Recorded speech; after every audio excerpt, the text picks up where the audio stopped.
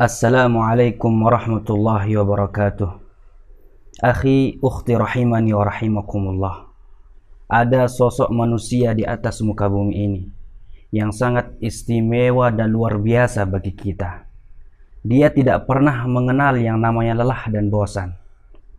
Dia selalu berjuang untuk membesarkan kita. Dia selalu mendahulukan kasih sayangnya kepada kita. Ketika kita bersedih, dialah yang pertama kali menghibur kita dan menenangkan kita. Dia selalu mendahulukan kita dari orang lain. Dia selalu memberikan kepada kita yang terbaik demi kebahagiaan kita. Meskipun begitu, dia rela mengabaikan kebutuhan dirinya, rela tidurnya tidak nyenyak, rela makannya tak nikmat, tubuhnya menjadi tidak bagus lagi. Itu demi kebahagiaan kita. Meski begitu, dia menjalaninya dengan penuh kasih sayang, penuh kebahagiaan dan tidak pernah mengeluh. Dialah ibu. Ibu yang telah mengandung kita selama 9 bulan 10 hari lamanya. Kita berada dalam perutnya. Kemanapun dia pergi, kita selalu dibawa. Ketika kita lahir, ibu rela berjuang mempertaruhkan nyawanya demi melihat kita. Dia senantiasa berharap kepada Allah Subhanahu wa Ta'ala agar kita menjadi anak yang soleh, anak yang berbakti kepada kedua orang tuanya, agar kita menjadi anak yang bermanfaat untuk ibu dan bapaknya kelak di dunia dan akhirat, agar kita menjadi anak yang bisa menggiring kedua orang tua kita ke surga Allah Subhanahu wa Ta'ala. Itulah dia ibu. Akhi, ukhti rahimani wa rahimakumullah.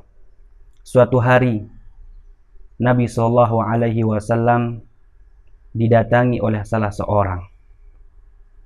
Lalu orang ini bertanya kepada Nabi SAW, "Ya Rasulullah, wahai Rasulullah, man ahaqqun nas bihusni sahabati?"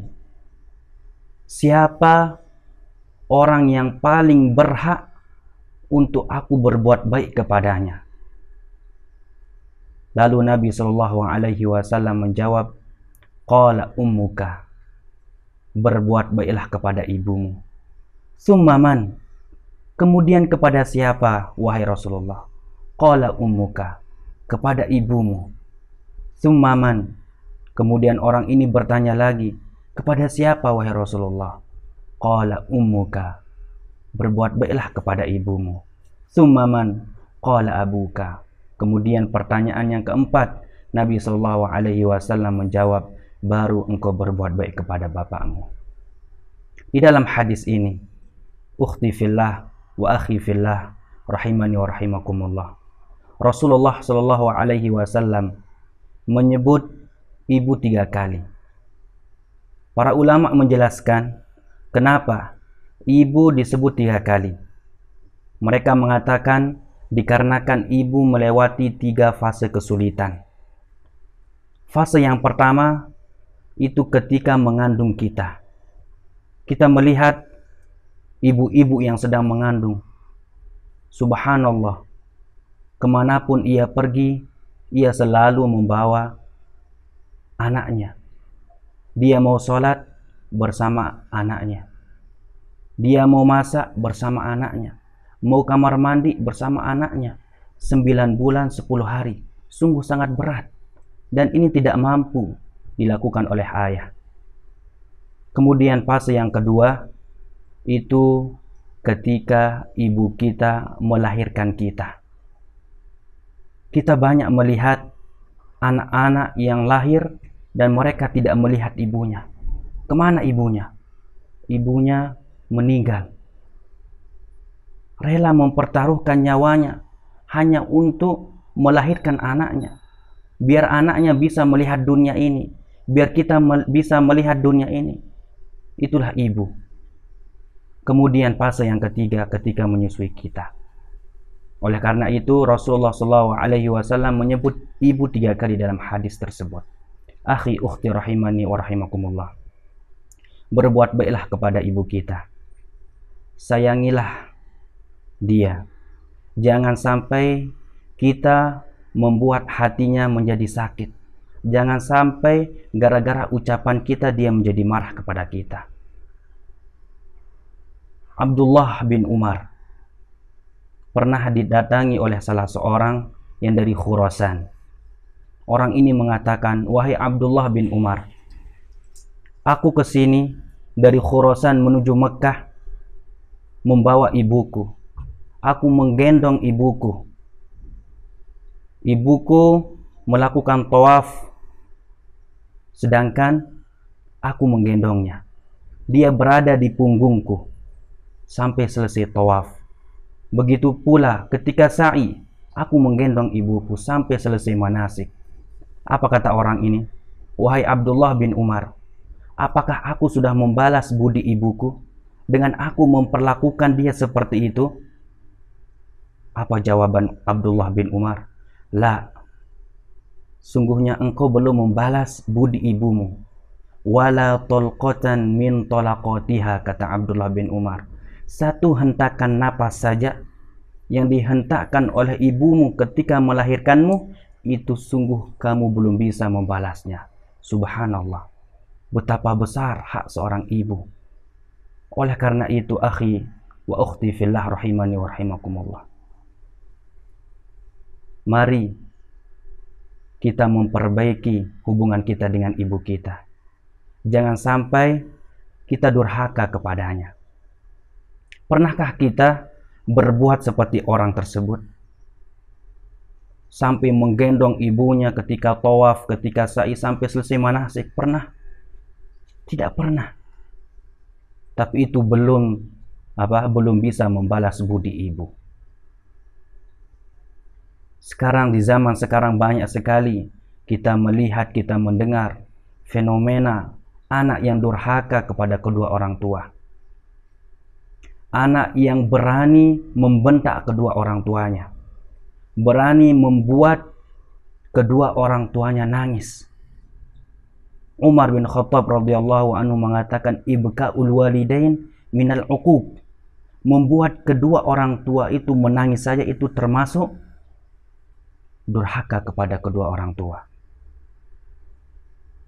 Bagaimana dengan menamparnya, memukulnya, membuangnya, mempenjarakannya, membunuhnya, na'udzubillahi min dzalik.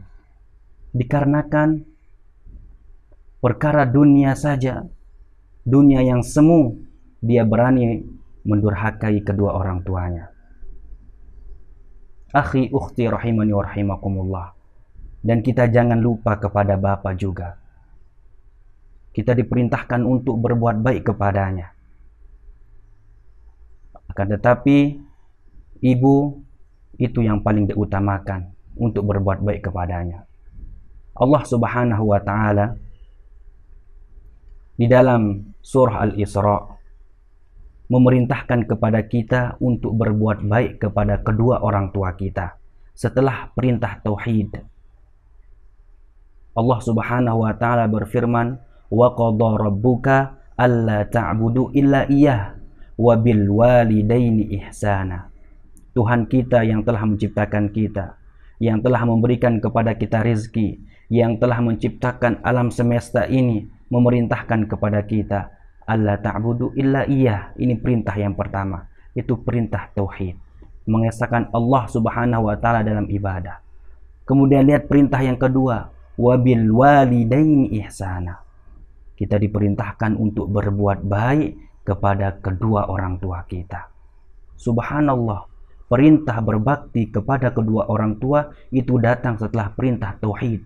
Ini menunjukkan perintah berbakti kepada kedua orang tua sangatlah besar. Kemudian Allah berfirman, "Imma yablughanna indakal kibar ahaduhuma aw kilahuma." Apabila salah satu di antara mereka berdua sudah tua renta atau kedua-duanya sudah tua, fala taqul lahuma uff. Jangan sekali-kali kamu mengatakan ah. Jangan sekali-kali kamu mengucapkan ucapan yang membuat hati ibu dan bapamu sakit, yang membuat kedua orang tua kita marah, murka kepada kita. Jangan. Kata ah saja kita dilarang oleh Allah Subhanahu wa taala. Bagaimana dengan mengucapkan ucapan yang membuat mereka berdua sakit hati, yang membuat mereka berdua marah kepada kita, murka kepada kita? Kemudian apa kata Allah Subhanahu wa taala? Wala tanharhuma. Jangan engkau menghardik keduanya, membentak keduanya, jangan. Akan tapi waqul lahuma qaulan karima. Katakan kepada mereka berdua ucapan-ucapan yang mulia, ucapan-ucapan yang baik, yang membuat wajahnya tersenyum, yang membuat hatinya bahagia. Ucapkan kata-kata tersebut. Akhi ukhti fillah rahimani wa rahimakumullah. Dosa durhaka kepada kedua orang tua adalah dosa yang dimana balasannya, azabnya tidak bisa ditunda di dunia. Dalam artian dosa-dosa yang lain, balasan dan azabnya bisa ditunda oleh Allah Subhanahu wa taala dengan kehendak Allah. Dalam sebuah hadis, Rasulullah SAW bersabda, "Kullu dzunub yuakhirullah minha ma syaa ila yaumil qiyamah illa uquqal walidain." Semua dosa itu diakhirkan balasannya oleh Allah Subhanahu wa taala dengan kehendaknya ila yaumil qiyamah, sampai hari kiamat, kecuali dosa durhaka kepada kedua orang tua. Dia tidak bisa ditunda. Dia akan diazab fil hayati dunya qabla al mamat, di kehidupan dunia sebelum dia meninggal. Rasulullah SAW bersabda, rogima anfuh, thumma rogima anfuh, thumma rogima anfuh. Sungguh celaka, kemudian sungguh celaka, kemudian sungguh celaka, kata Rasulullah SAW. Para sahabat radhiyallahu anhum bertanya kepada Rasulullah, "Man ya Rasulullah? Siapakah mereka yang celaka wahai Rasulullah?" Kemudian Rasulullah SAW bersabda, "Man adraka walidayh indal kibar ahaduhuma aw kilahuma walam yadkhulil jannah." Yaitu siapa saja yang menemukan kedua orang tuanya, salah satu di antara mereka sudah tua atau kedua-duanya sudah tua renta, sudah lanjut usia, akan tetapi mereka tidak bisa masuk surga. Karena kedua orang tua adalah pintu surga yang paling tengah, kata Rasulullah. Al-walid awsatu abwabil jannah, kata Rasulullah. Kedua orang tua kita itu adalah pintu surga yang paling tengah. Oleh karena itu, akhi ukhti rahimani wa rahimakumullah, apabila kita memiliki ibu bapa yang masih hidup, berbuat baiklah kepada mereka. Itulah pintu surga yang kita miliki sebelum mereka tiada di dunia ini. Kalau mereka sudah tiada, berarti pintu surga kita sudah tertutup. Mumpung mereka masih hidup, berbuat baiklah kepada mereka. Buatlah mereka bahagia. Buatlah wajah mereka tersenyum, bahagia karena kita. Jangan sampai kita menjadi anak yang durhaka kepada kedua orang tua. Na'udzubillahi min zalik. Hadza wa sallallahu ala nabiyyina Muhammad wa ala alihi wa sahbihi wa sallam. Wassalamu alaikum warahmatullahi wabarakatuh.